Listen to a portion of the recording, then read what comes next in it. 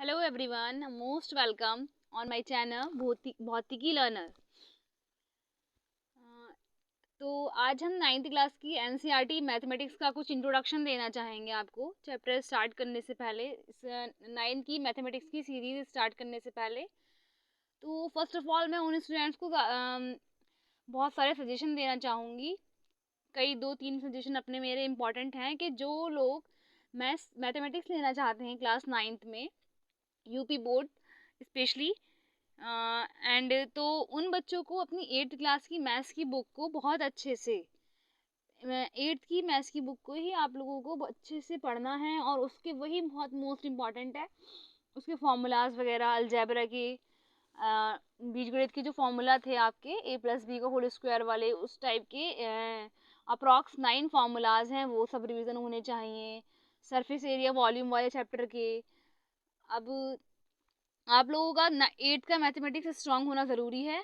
आप लोग अभी फ्री टाइम में अपनी 8th क्लास की मैथमेटिक्स को दोबारा से करिए। वर्गमूल है, घनमूल है, काफ़ी सारे ऐसे चैप्टर हैं, मेंसुरेशन है, जो आपको बहुत अच्छे से आने चाहिए और जो आपका एक तरीके से पिलर का वर्क करेंगे। ठीक है, पिलर होते हैं ना, जैसे जिस पर आपकी वो टिकी होती है, जो भी हमारा घर टिका होता है पिलर्स पर होता है, तो एक पिलर्स का वर्क करेंगे, आपको वो बहुत स्ट्रांग करने हैं। इसके बाद अब हम आते हैं, थोड़ा सा इंट्रोडक्शन 9th क्लास का ले लेते हैं। देखो बच्चों, एक सजेशन देना चाहूँगी आप लोगों को कि आप लोग पढ़िए थोड़ा थोड़ा रोज़ रोज़, बट ऐसा नहीं कि किसी दिन भी आपने स्किप कर दिया। डेली स्टडी कीजिए। ठीक है, मैथ्स एक ऐसा सब्जेक्ट है जो कि हमारे आगे भी काम में आ जाता है। आगे कंपटीशन, हर कंपटीशन एग्जाम्स में मैथ्स होता है। ऐसा नहीं है आपको उस फॉर्म में उसमें नहीं मिलेगा, कॉमर्स फील्ड में मैथ्स में नहीं मिलेगा, या आगे कोई भी अदर कंपटीशन, साइंस से एल्फ जो भी एग्जाम्स है, सभी में ये वाली मैथ्स तो 9-10 की ज़रूर होती है। इसलिए ये सबसे आनी चाहिए, 8-9-10 की। अब हम अपने टॉपिक पे कुछ बात कर लेते हैं।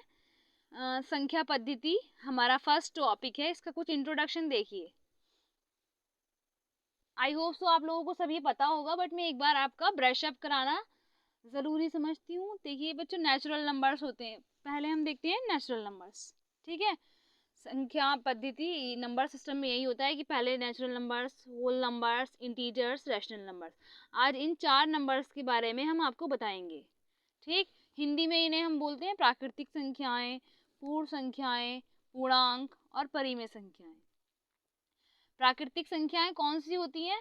प्राकृतिक संख्याएं वो संख्याएं होती हैं जो संख्याएं हमारी 1 से स्टार्ट होती हैं। 1 2 3 4 5 6 7 8 9। तो ये संख्याएं हमारी जो 1 से स्टार्ट होती हैं, वो संख्याएं हमारी प्राकृतिक संख्याएं कहलाती हैं। ठीक, और इनकी कंबाइंड फॉर्म को अगर मान लो एक साथ ही एक ब्रैकेट में या कहीं भी लिखी हुई हो, 1 से स्टार्ट हुई हो गिनती, और वो 1 2 3 4 5 इसके क्रम में हो, तो इन संख्याओं की कंबाइंड फॉर्म को हम संग्रह को क्या किससे रिप्रेजेंट करेंगे? एन से रिप्रेजेंट करेंगे, या एन से प्रदर्शित करेंगे, कैपिटल एन से। ठीक है, इन्हें प्राकृतिक संख्याएं क्यों कहते हैं? इन्हें प्राकृतिक संख्याएं इसलिए कहते हैं क्योंकि ये बहुत पहले से प्रकृति ने हमें दी हैं। ठीक है, जीरो की डिस्कवरी हमारी बाद में हुई है, तो इसलिए जीरो वाला नंबर इसमें नहीं है। जो हमारी नेचर से हैं संख्याएं, वो हैं हमारी 1 2 3 4 5 6 7, यही। और इसी से ही हम गिनती स्टार्ट करते हैं।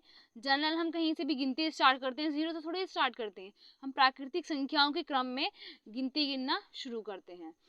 तो ये हुई कुछ हमारी प्राकृतिक संख्याओं के बारे में बात। अब आते हैं हम पूर्ण संख्याएं या फिर होल नंबर्स। होल नंबर्स वो नंबर्स होते हैं हमारे जो नंबर्स 0 से स्टार्ट होते हैं। इनके बाद हमारी होल नंबर्स में 0 की डिस्कवरी हो चुकी थी, तो जो नंबर्स 0 से स्टार्ट हुए वो हमारे कहलाए होल नंबर्स या फिर पूर्ण संख्या है। अब 0 से कितनी भी गिनती ले लें आप अनंत तक, 0 1 2 3 4 5 6 7 8 9 10 और आगे तक चली गई, क्योंकि इसमें 10 आ गया और 10 में आ गया 0। और 10 जब आया जब 0 की डिस्कवरी हुई। पहले संख्याएं सिर्फ केवल जो थी वो 9 तक थी। अब जब 0 की डिस्कवरी हो गई तो हमारी संख्याएं जो हैं, पूर्ण संख्याएं कहाँ गया, उन्हें 0 से स्टार्ट हुई और वो इनफाइनाइट तक चली गई। इनफाइनाइट बोले तो अनंत, ठीक है, जिसका कोई अंत ना हो। तो इन संख्याओं के, पूर्ण संख्याओं की कंबाइंड फॉर्म को हम कैपिटल W से रिप्रेजेंट करते हैं। ये हम आपको इसलिए बताया जा रहा है स्टार्टिंग में क्योंकि पूरी बुक में इससे रिलेटेड ही है कि कोई भी क्वेश्चन देंगे आपको कह देंगे कि भाई पूर्ण संख्याएं ऐसी ऐसी हैं इस टाइप की, आपको समझना होगा कि पूर्ण संख्याएं कौन सी होती हैं, क्या हैं और इसमें कौन सी होंगी। अब देखिए पूर्ण संख्याओं के बारे में और प्राकृतिक संख्याओं के बारे में एक मेन अंतर मैंने आपको बता दिया कि प्राकृतिक संख्याएं 1 से स्टार्ट होती हैं और पूर्ण संख्याएं जो हमारी वो 0 से स्टार्ट होती हैं। Now come to the third point, हमारा पूर्णांक। ठीक है, इसे कहते हैं इंटीजर्स। पूर्णांक वो नंबर्स होते हैं, अब आपने ऋणात्मक संख्याएं भी पढ़ी होंगी, -1, -2, -3 और 0। ज़ीरो भी एक क्या है, संख्या है। ठीक है, 0 भी एक संख्या है।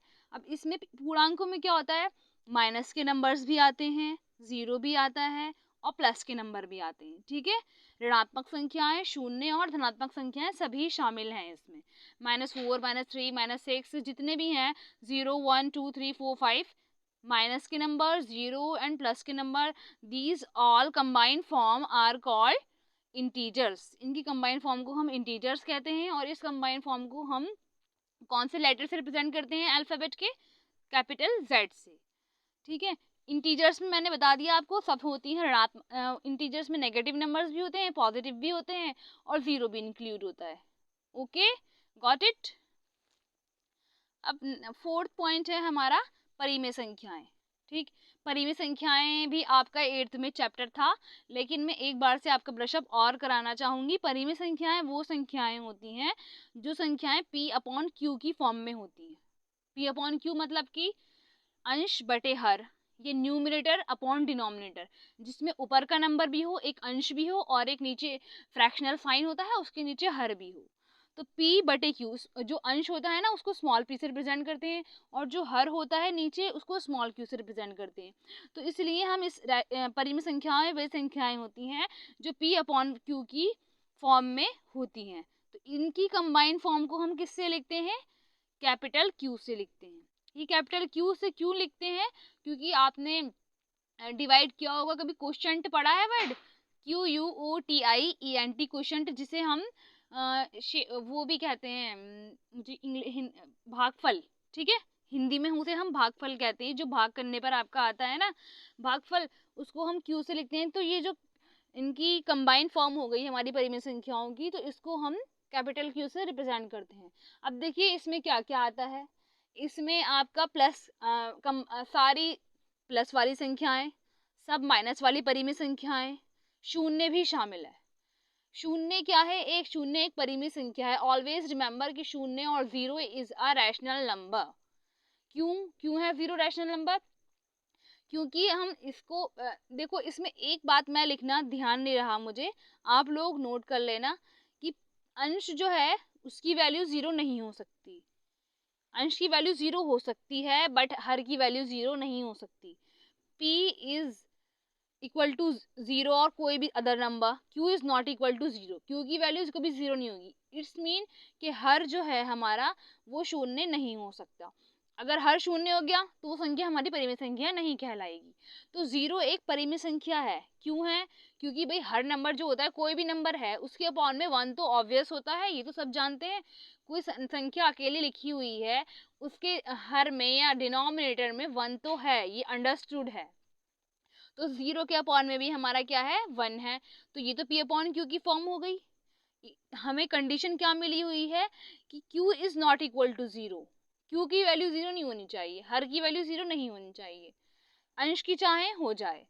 तो इसलिए 0 एक हमारी क्या है, परिमेय संख्या है। ठीक है, इतना आज का मैं सोचती हूँ आप लोगों को संख्या पद्धति का इंट्रोडक्शन क्लियर हो चुका होगा इस सीरीज में मेरी। अगर बच्चों ज़रा प्लीज़ लाइक और शेयर एंड सब्सक्राइब करते रहें, और ताकि और बच्चों तक भी ये नॉलेज पहुंच पाए। जो बच्चे अभी फ्री हैं वो थोड़ा स्टडी कर पाएँ, धीरे slow and study wins the race, धीरे धीरे स्टडी करेंगे तो थोड़ी थोड़ी डेली करते रहेंगे तो ठीक रहेगा। अदरवाइज आप एक दिन तो आपने बहुत सारी कर ली 1 घंटा और बाकी के दिन नहीं करी, दैट्स नॉट फेयर। ठीक है, ओके बच्चों, लाइक शेयर सब्सक्राइब कर देना। Thank you for your visiting here.